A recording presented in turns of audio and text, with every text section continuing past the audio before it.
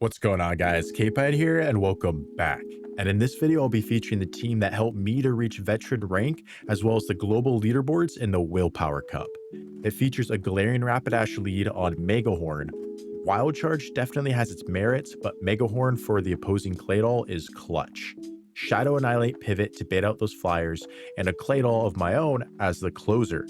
I ended up going on a 25, 14, and 1 run with this team to hit veteran, where I'll be featuring a 5-0 set and a 4-1 set during that run. And with that, let's get right into the battles. All right, game's the first battle. We lead Galarian Rapidash into Shadow Murkrow. And now, whether this is a Shadow or a regular Murkrow, you're going to want to play it the same way if they stay in. My opponent pivots, so I'll get to what happens if they stay in just a little bit, but they pivot into a Shadow Drapion, and some Shadow Drapions are on Ice Fang, some are on Poison Sting. If you're able to read the fast move quick enough, that'll determine what you do.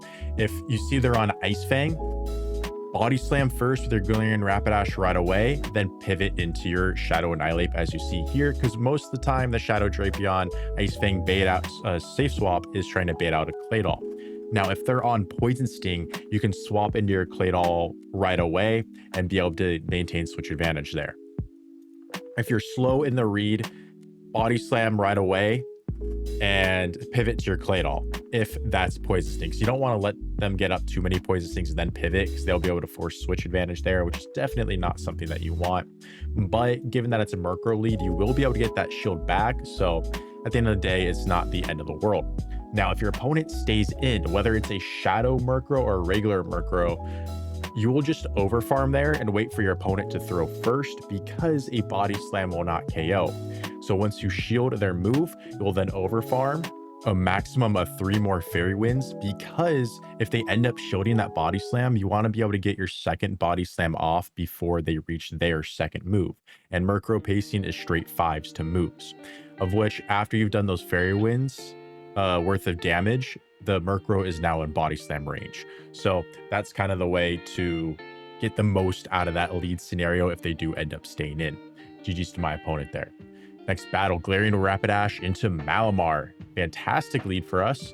Let's see what my opponent wants to do. They're staying in, and they are in Peck, so this does become a little bit of a better matchup for them.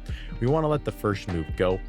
Don't want to give up our shields yet. It is the foul play, and now they pivot into a Mandibuzz. I do not have a great answer for this Mandibuzz, so I am going to stay in here with my Galarian Rapidash. Once I get that Megahorn, the shield with the Megahorn, and then I notice they're on Snarl, I pivot into my Annihilate.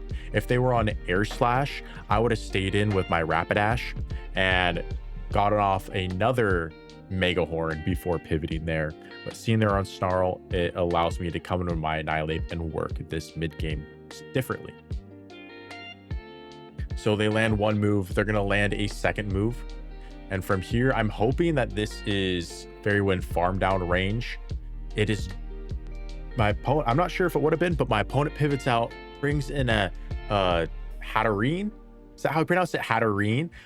Not able to charm us down in time. We do get the Megahorn off, which forces the final shield from them. And in that being the case, I can just shield Claydol here, Mud Slap this Hatterene all the way down, and this is just going to be game over. I go for the Scorching Sands here just in case they try and catch it, because even if they don't catch it, it will be enough to KO. They come in Malamar. We still have a shield remaining. Wasn't sure if a Scorching Sands would KO if I threw it earlier, which is why I waited till I got to back-to-backs just in case. But the Scorching Sands, by the time I did get there with the Mud Slap damage, does indeed KO. GG's. Next battle, Galarian Rapidash into an opposing Galarian Rapidash. Honestly, build up to the Megahorn and just bait with Body Slam every single time. It's just kind of the way to play this, because whether you win CMP or lose CMP, that'll determine how the rest of it plays out. If it plays out this way, in terms of you losing CMP and you both end up baiting Body Slams, catch the Megahorn onto your Shadow Annihilate. It's double resisted, waste of their energy, and you get to save your energy yourself, which puts you in a very good spot at the end game, as you'll see here. If you end up winning CMP, then do what like my opponent does and go for the Mega Horn right away and hope that your opponent does not catch it onto a Shadow Annihilate, just because you do not want to lose all that energy. You can get cheeky yourself and go for a catch of their move on your own Shadow Annihilate, but because you win CMP, it can get a little iffy. If your opponent ends up calling a Body Slam bait, that is perfectly fine, because you'll still play out the 2-shield scenario and you'll lose switch, but the opposing Rapidash will be at minimal HP. So your Annihilate will get, I think, something like 2, maybe 3 counters of energy right there. And with that energy lead and the Galarian Rapidash out of the way, your opponent's most likely not going to have a good way to soak that Shadow Annihilate energy, especially with shields being down. Here, Mega Horn gonna do a ton of damage to Claydol, but it does not one-shot. We're able to hang on, get to the Rock Tomb against the Mandibuzz, and with that clutch up by Claydol, that is going to win us the game, because we have a move stored on the Galarian Rapidash, win CMP, and Body Slam will be enough to take out the Mandy. GG's.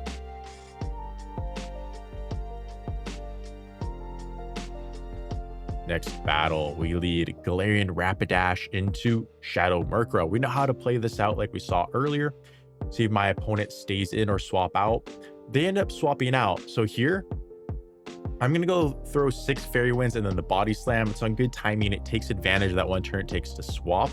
If your opponent knows Galarian Rapidash counts, they know it can only either be a Wild Charge or a Body Slam, either of which they can let go and be comfortably fine.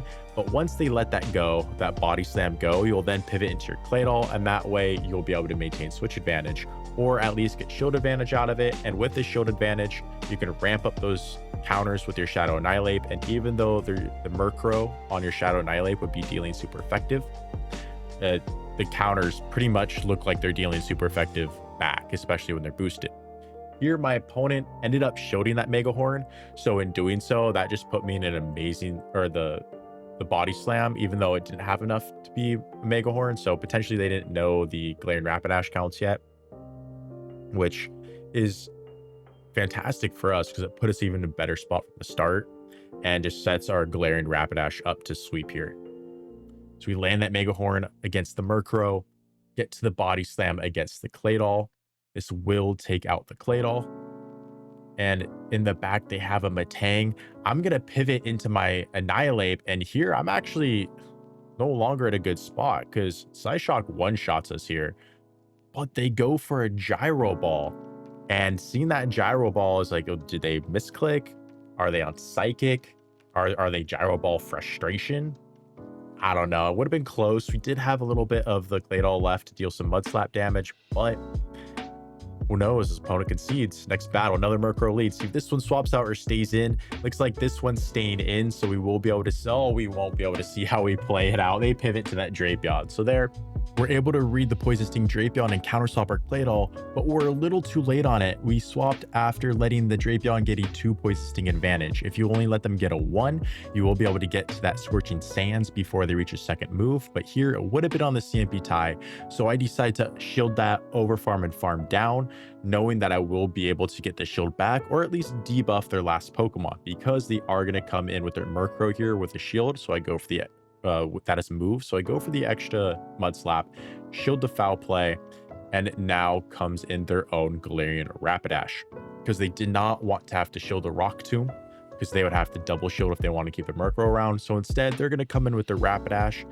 and tank the first Rock Tomb and actually sack the Murkrow and the Galarian Rapidash and leave it all on the Murkrow. So here I make a mistake. I should just commit to fast moves at that point, knowing that the Murkrow will be able to farm me down and basically one-shot the Annihilate with a Drill Peck. So we're just committing straight to fast moves here. Come in, Annihilate. They do not get to that next peck. Would have been bad if they did, but fortunately they do not, and we are able to fast move it down. GG's. Next battle, Galarian Rapidash Mirror. So as I mentioned before, build up to that Mega Horn to bait it and go for those Body Slams. Looks like I do end up winning CMP in this situation, which is nice, and my opponent calls it. So here, you'll be able to see how we play it out. We end up shielding back in return. They end up baiting a Body Slam, and that's fine. we're going to fire off the next Body Slam on the CMP tie to their potential Mega Horn again, because we know we do win that CMP tie. Opponent then shields this one, so I'm going to give up my second shield in return,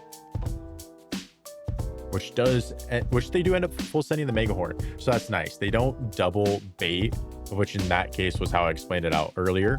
You would shield that, and then your opponent would be able to reach the Mega Horn on low HP to then get energy on your Annihilate. But they end up full sending there, so they pivot into a Morpeko, which lands a Psychic Fangs, and now it's going to be able to land an Ore Wheel. But this Morpeko is basically gone and will give some nice energy to the Annihilate here. I actually decided to come in Galarian Rapidash, which does make complete sense too, knowing I would be able to get that farm down, and I'm hoping it will go a long way in the back, but it's Annihilate, so I'm going to toss that Body Slam to burn the clock, come in with my own Annihilate, and just hope from here I will be able to hang on and finish this one out. They land a Rage Fist. I overfarm looking for the catch, and I need to be able to outpace their own Annihilate to move later in the game, but the Fairy Winds just do too much damage, and from here I will not be able to hang on as they outpace the Rage Fist and do take us out.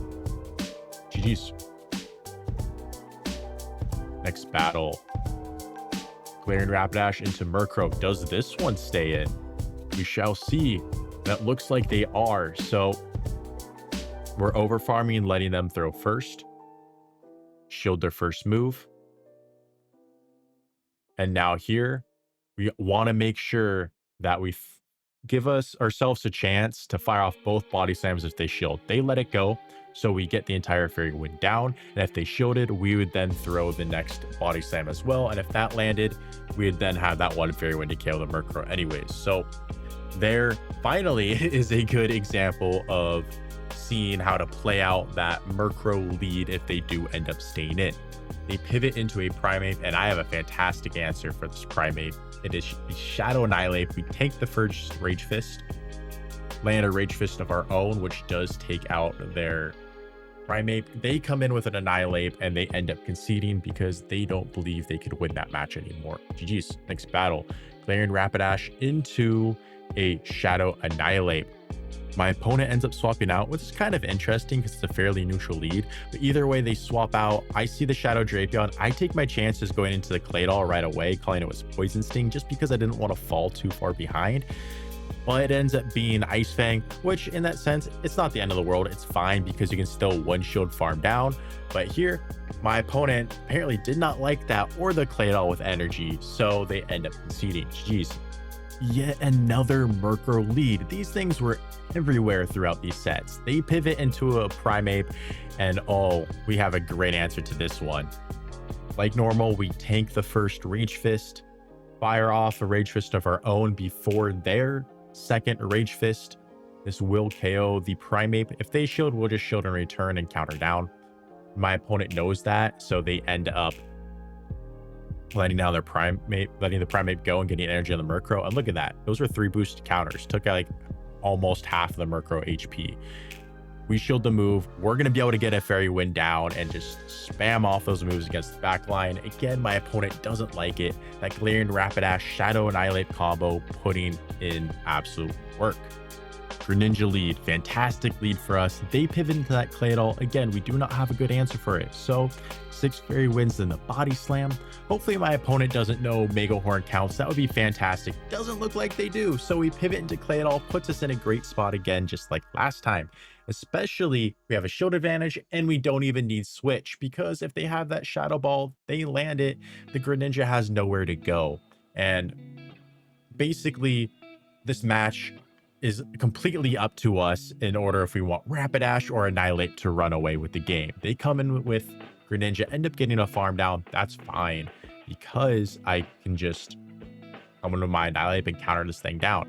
I end up shielding a Night Slash, protecting against a possible Hydro Cannon. My opponent gets a little greedy, tries to go for the Hydro Cannon there instead of a second Night Slash. They come into the Murkrow, and yeah, this game is just absolutely over.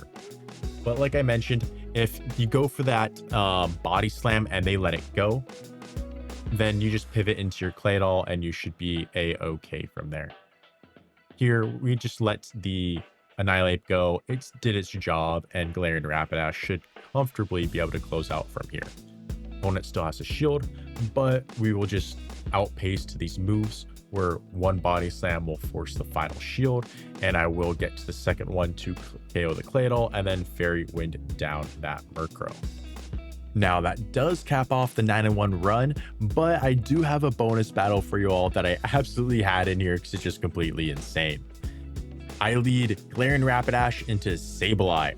Now you may think this is kind of a little bit of a core breaker to the team, and it is in a sense, but it's very playable because you will play out the one shield scenario here.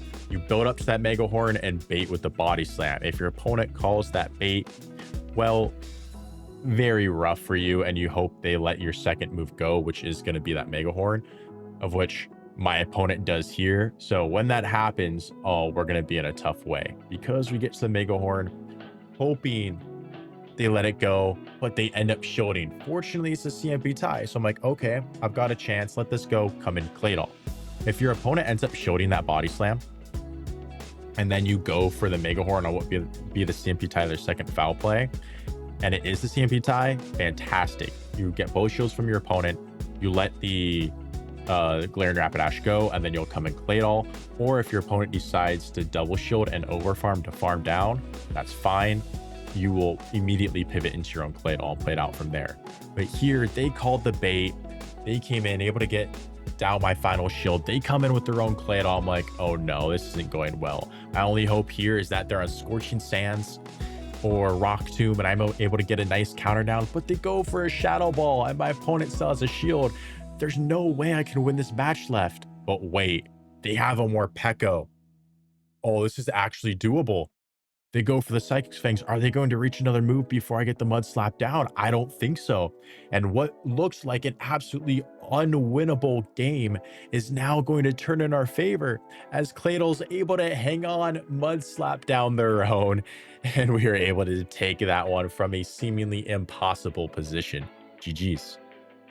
So there you have it, a nice 9-1 run I had with the team that brought me over the line to an early veteran rank. It's very flexible, plus, besides Galarian Rapidash being the absolute star it was, a pretty fun team. Anyways, thank you guys so much for watching. I really do appreciate you. If you enjoyed it, please drop a like, subscribe, and comment down below. Love to hear what you have to say. And with that, I'll catch you in the next one.